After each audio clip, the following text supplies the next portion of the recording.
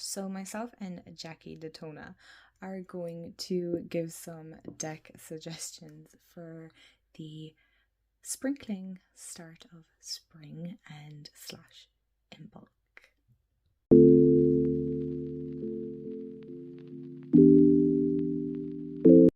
Hey everyone, and welcome back to my channel, or welcome to my channel if you're new. Hi, I'm Mand, and I got a new mug. How amazing is this?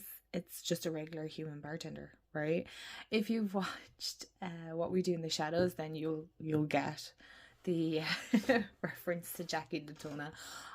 I love that series. I've yet to finish it, but anyway, all that aside, oh my goodness, I feel a little bit rusty recording today. But today we are going to chat about some decks that I'm going to suggest for the start of spring. So it's not really fully spring yet, personally myself. Okay, I think my camera's trying to focus in on Jackie. Don't blame it. He's pretty amazing, right?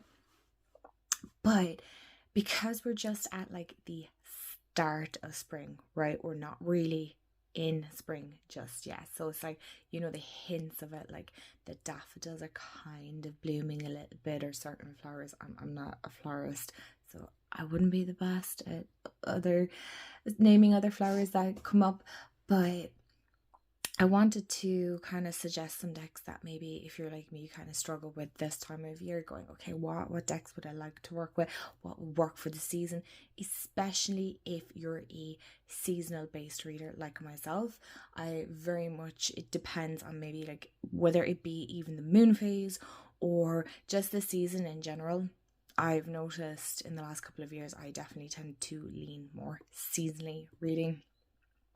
So I have 5 Oracle and 5 Tarot decks, so I'll split them up into Tarot and Oracle, and I'll try and remember to put timestamps, so at least if you want to see just the Tarot section and whatever may be the case. So stop yapping, man, and let's get into some of the deck suggestions. Also, let me know in the comments below, what decks do you like to work with, especially with like that in bulk coming up, and you know, just we're kind of coming out of that winter season. I know that like in America, some states are getting really bad snow and winter storms and things like that. There's been hints of snow coming here to Ireland too, so I'm not really sure, but I'm still going to embrace Imbolc and kind of the start of spring, kind of slowly coming in right now.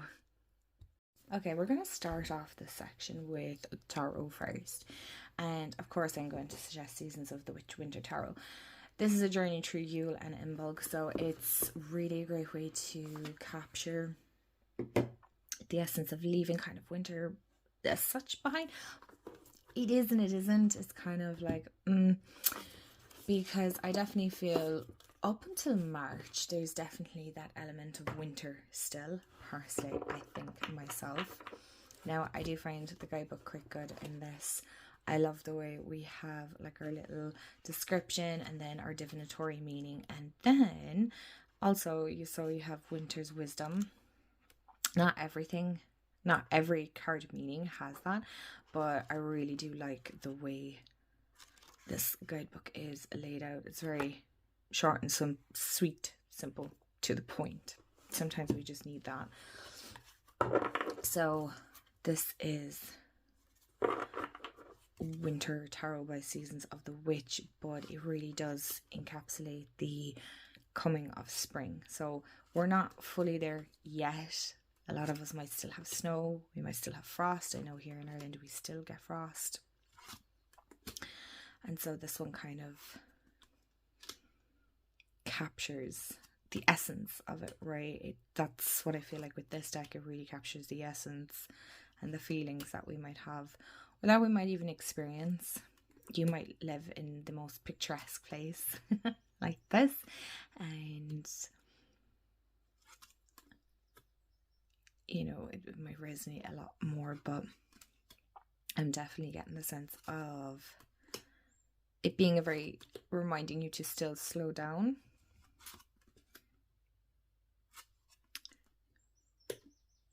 I love the way like the fox So again, it's still that reminder too. We're still kind of resting. While there is that hint of spring coming in, it is still a period of kind of getting ready for spring. This is in no particular order, by the way, but this is the Muse Tarot by Chris-Anne. Now, this is going to not be for everyone.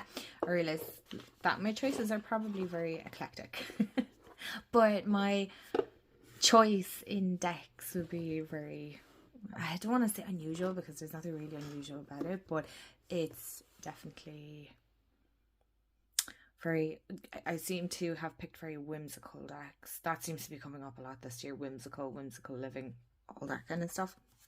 Anyway, I love Chris-Anne's writing. I just love the way she describes the cards, and it just, it's very much kind of along the lines of how my practice is and what I believe in, and it's very woo-woo. It's very words aren't wording today, but basically it would be very much along the lines of very spiritual and kind of probably maybe what some might consider a little out there. Again, I'm not bothered. It's my practice at the end of the day. If it's not for you, that's totally fine. But I love this deck, especially for spring. Again, this is just the start of spring. I'm not really doing whole spring decks because I definitely have different choices that I would feel suit better for kind of later spring. This is very early spring, but I know for a lot of us, we might start, especially around February time, that we might start getting like kind of itchy feet and kind of getting a little bit restless, and we're ready for the year as such, right? We're kind of wanting to get stuck in, and I just love the way she has the keywords and then like the description. Again, this is a very small compact book. This was indie before, but again, I really do enjoy her writing style. Now, this is very much collage. I like collage style decks, but for me, this is very much, especially around if you have creative blocks, this is fantastic for moving past creative blocks. So again, whether that be like artistically creative, or it could be like content wise, maybe creating, it could be creating even in your own home and workspace, your own business. Again, you could really expand on this, but I love how thought-provoking this is. It's very much a case of take your time with it, don't rush it. I know not many people like to journal, but I know a lot of you that do follow me love journaling, so I would say this is a great deck for sitting down and journaling on point. Again, it doesn't have to be like 6-7 pages of a journal. It could be one quick jot down, brainstorm, that's the word I'm looking for. And so I feel like this is kind of a great one for those of us that kind of want to start diving into that kind of creative aspect in February. A fun one I thought to include would be the Fairy Tale Tarot by Lisa Hunt. And this I was drawn to, even though I haven't worked with it massively. I'm going to put that out there, but I still would suggest it for especially early spring, because fairy tales, while yes, if you read like the Grimm brothers tales, and I'm trying to think of who else is the other author of children's tales, that some of them are quite dark, but what I love about each fairy tale is there is a lesson to be learned, or there's always something deeper. And so maybe for those of you in spring that like to go just that little bit deeper just before, late spring comes in, I feel like this would be another great one. I really love the little guidebook in this, small and mighty, as I would say, and it tells you like the story, the culture, keywords, and then the symbols and the meanings. And like, I mean, you don't really need much more, because you can go off and Google it. Now, I know there's another out of print version of this deck and has a really big guidebook, so if you have that, that's great. But if you're like me and you have the newer version, we do have Google at the end of the day, so we can all dive in. I love the backs on this, but This is, of course, I love Lisa Hunt's artwork and it's just beautiful. But I definitely feel, especially for myself, I love fairy tales anyway. So to get lost in those as well at the start of spring, really kind of, and you know, there's a lot creatively you could pick up from fairy tales as well. So again, for that kind of early spring feel, and then that childlike wonder as well, as a reminder to bring it in to the year ahead for us.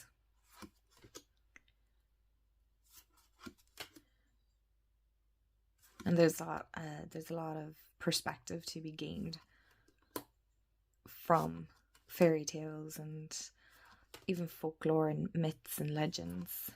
There's a lot to be learned. There's always like that little snippet of truth within it.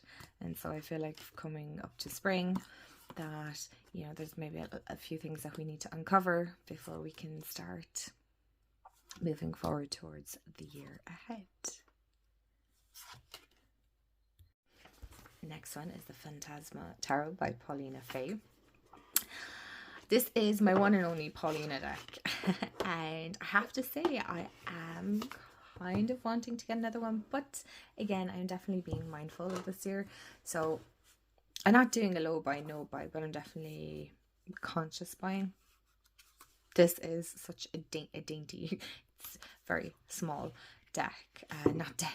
Guidebook. But in saying that, just because it is small doesn't mean that it's not good. I really do enjoy the fact that we've like a little blurb or message keywords reversed and then reversed keywords as well. So that is a really fun, different approach. Again, with this is, it's the color palette. It's very muted. So for me, spring still hasn't, especially in bulk, it still hasn't burst to life just yet. But there are hints of color throughout the everyday. And I feel like the Phantasma Tarot kind of captures the color palette of the start of spring, I feel anyway. You could definitely say it as well for like late summer, this deck, but I definitely feel personally for myself, this is such, I know, yeah, such a beautiful deck card. But this, I feel, there's a lot of detail, there's a lot of symbolisms, I feel, in the cards that you can unpack.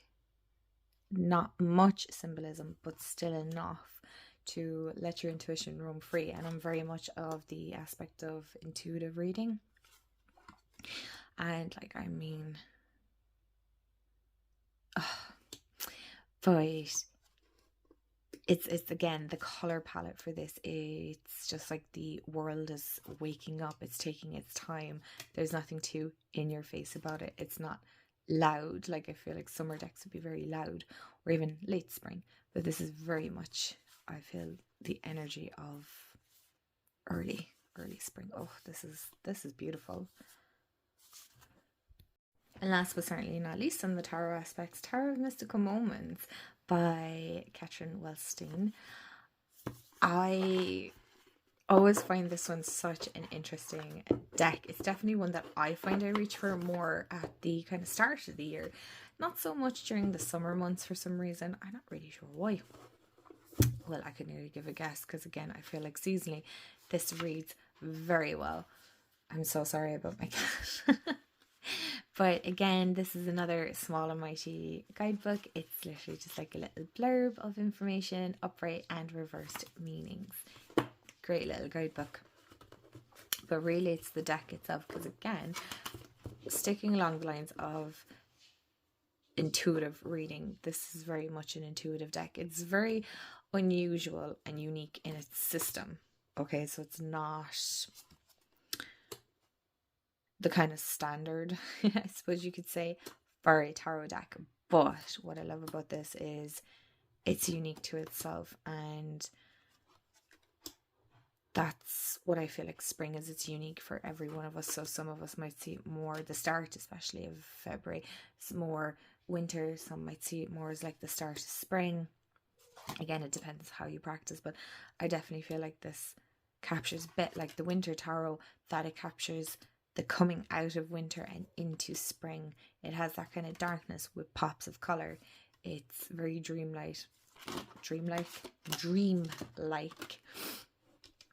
and it's a little bit out there, but I love that. I love that about it, is that it is out there. It's unusual, and I suppose for me, this deck, especially with the start of spring, that it helps remind you to move forward in your most unique, authentic self. And so each card reads very uniquely, and I love the way that everybody will interpret the cards very differently, and I really like that about this. Moving on to Oracle, of course I'm going to mention Seasons of the Witch in Bulk. I love this series, so just to let everyone know that one of these decks will always be recommended on my behalf for sure. If you don't, that's totally fine. I can understand that. I can appreciate that. Excuse me. I love the guidebooks. I love Rockpool guidebooks, actually. I just sometimes wish they'd give more cards in certain decks, but these have like the 44, which I feel is actually it should be pretty standard for an Oracle.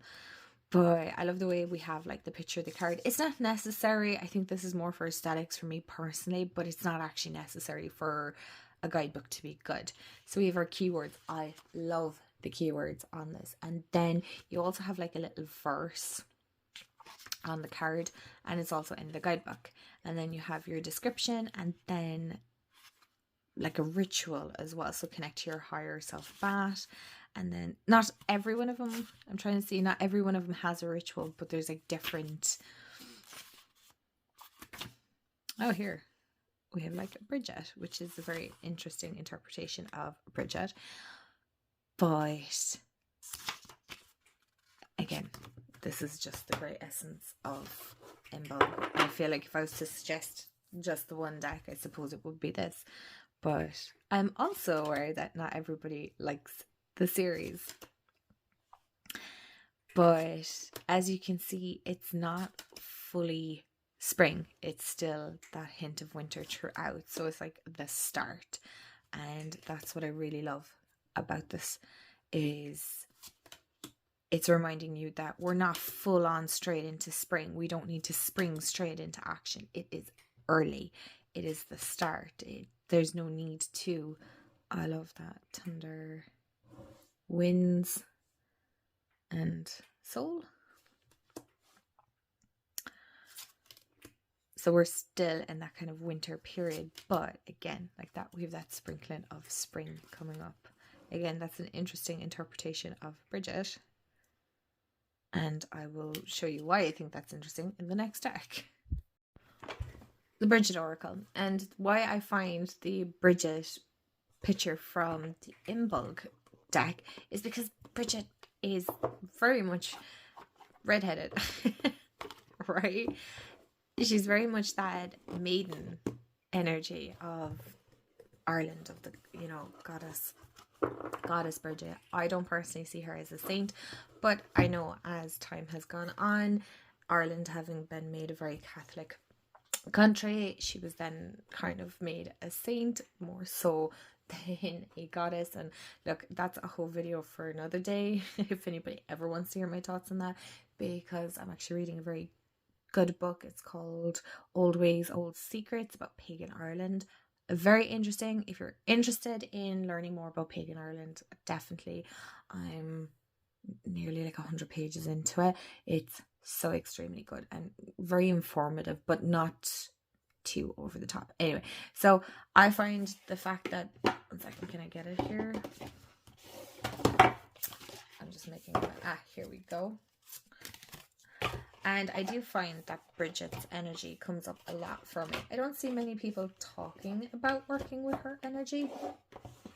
It's always like the Morrigan or the Cailleach. Again, each to their own. I'm not here to like judge or say otherwise, but I find it very interesting that not many people talk about Bridget or work with her. I don't know, is it because of the saint aspect of it? you let me know in the comments. But anyway, this is not how I would envision, but it doesn't mean that this is Bridget. Can be interpreted as somebody doing offerings for Bridget, because you can see we have the cross and we have, I can't think of the word of these. It's not a puppet. There's actually a word for the name of the doll. So as we can see, I would have visualized it more as like a redhead. I feel like I'm rambling here, but this deck, of course, because Monday next week, is it the 3rd or the 4th? Oh my gosh, do you think I would know? Anyway, is St. Bridget's Day here in Ireland. It's now a bank holiday, but again, I see that as Goddess Bridget. And this deck, was it 2 years ago, I think? Or was it last year? I'm not really sure now. I think it was 2 years ago. Love. I remember when I got it, again, another deck that I found absolutely impossible to put down. I love the backs, the Bridget Cross. And this is by an Irish creator as well, which is very fun and very cool. Now, again, it's one that I love to dive into a little bit deeper. It's definitely, I feel, something that in February I actually want to kind of learn a bit more about. But I do understand that Bridget is still very deeply rooted within Ireland. We have like between Bridget's Well, and then obviously with the St. Bridget's Day, and so again, she's celebrated more as a saint than the pagan goddess, so again, I like to honor both aspects, but I definitely take it from the approach of her being a pagan goddess. But within this deck, there is that Catholic, religious, I don't want to say just Catholic, but religious aspect of it. And again, I don't mind honoring that either. So yeah, this is a great one for the start of spring. And seeing as I mentioned the Bridget Oracle, this is the first deck by, it's Moon Mana, so it's Dr. Karen Ward and Bernie Sexton have created this and the Bridget Oracle.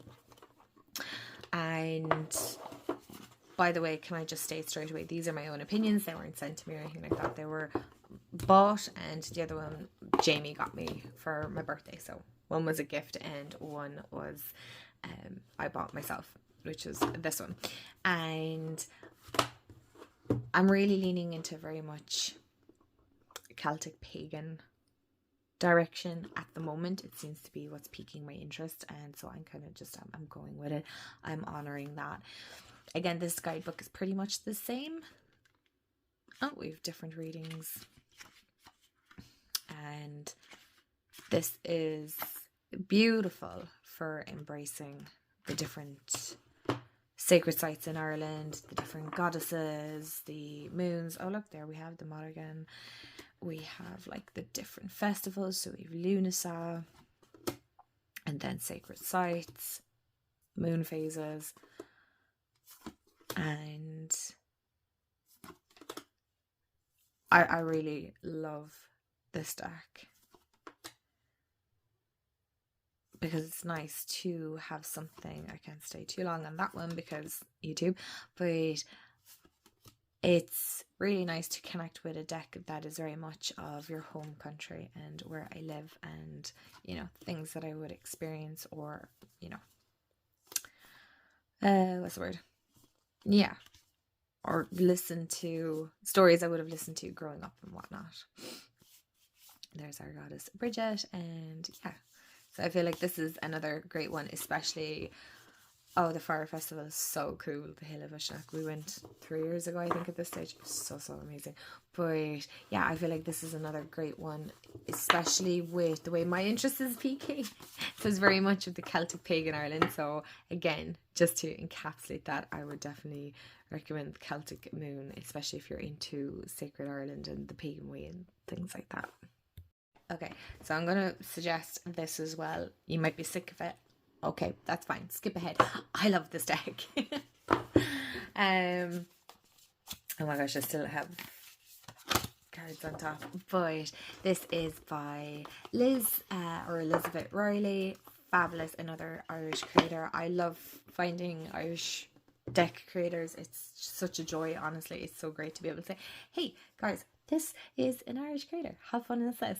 And she published it. The artwork is by Naomi Katrine, and again, I love the guidebook. Very informative. It's very, as a lot of people here will call woo woo, whatever. I don't care. Okay, I don't care. I'm moving forward this year with not caring. I love this, and this is very much along the lines of how my spiritual practice is, the things that I believe in, and how I practice. So rose quartz would be, you know, big part. I mean, crystals are a huge part of my practice. It's something I don't talk about a lot in here, and I need to change that. Being an empath, cacao, Akashic Records. Like, Akashic Records are amazing. It's so informative. I know a lot of people might put that under the New Age thing. I really don't. I don't want to put a title on it, but I love this, and I feel like this would work wonderfully well with Tarot of Mystical Moments. It's, again, this is very much a deck I love very, very much. And the chakras, again, very much, you know, having done Reiki, love that, love energy work. Robin, Signs from Spirit, very much into mediumship. So again, an ancestral work and working with spirit guides. Again, these are things that I'd like to talk a little bit more about. But yeah, this, this is just so good. Can I just suggest this for all year round, really? But no, I feel like, especially if you want that kind of more dreamlike state creativity again, this would be a really good one. Right, and last but certainly not least, Fairy Tale Oracle. I can't talk. I couldn't suggest a fairy tale tarot without suggesting a fairy tale oracle, and this is a rock pool one. Now, I haven't worked with this, but I know damn well I am going to work with this. It is beautiful. It is stunning. I should be absolutely ashamed of myself. Genuinely. So ashamed. I might have pulled a card or two out of it. That's about it. Bold man. Really no excuse. Again, a great guidebook, as in, like, we have our title and then the story. Now, I believe this one follows, is it 4 or 5 stories? I'm trying to think now. Yeah, so we have the story of Rapunzel, Sleeping Beauty, Cinderella, Beauty and the Beast, The Little Mermaid, Bluebeard, Hansel and Gretel, Little Red Riding Hood. 4 or 5 stories, I say, and it's way more. Anyway, Wild Swan, Rumpelstiltskin, and Stiltskin, I can't even pronounce that now, and the story of Snow White. Lovely. Now, some of these I'd be familiar with, some of them I won't. Picture of our card, title, keyword, blurb. Oh, no, sorry, I just seen it here. Dark face, so, and bright face, so it's like upright reverse. And then we have like our little blurb on the story, and then we have our meaning. Lovely. And it's beautiful, even just for the pictures alone. Beautiful. Again, yes, I've just about shuffled that. Boy, just even the colour palette, I have to say, like, this is linen cardstock. Can you see that? Beautiful. Very good quality. Lovely. I mean, even the gilding. But I feel like this is a great one to pair with the Fairy Tale Oracle again, just because it brings that joy and wonder. Now, this definitely hints more kind of on probably a little bit of the darker side, but not so much, because I mean, we have desire and we have apple, which is our knowledge, and again, the artwork is stunning. And I just love the way these are depicted, and for early spring, I feel like it's just something a little bit fun. I don't want to say light, because I feel like that probably isn't the right word for this deck, but just something fun to bring forward into the start of spring. Alright, my loves, so that is my deck suggestions for like the start of spring, right? And it's just something that's like lighthearted. They're not too heavy as far as decks go, but they have also that element of depth if you did want to go deeper. But if you just want to kind of something quick and simple and fun, then I also feel like these are great. I'll never be able to cover all bases, but I hope I covered most bases. And as always, I hope you have a wonderful day, afternoon, evening, wherever you are in the world. Remember, stay magical and hit the subscribe button because, you can join the family. We're pretty awesome over here. And I'll see you all in the next video. And don't forget to let me know what decks you're working with the start of spring. Bye, guys.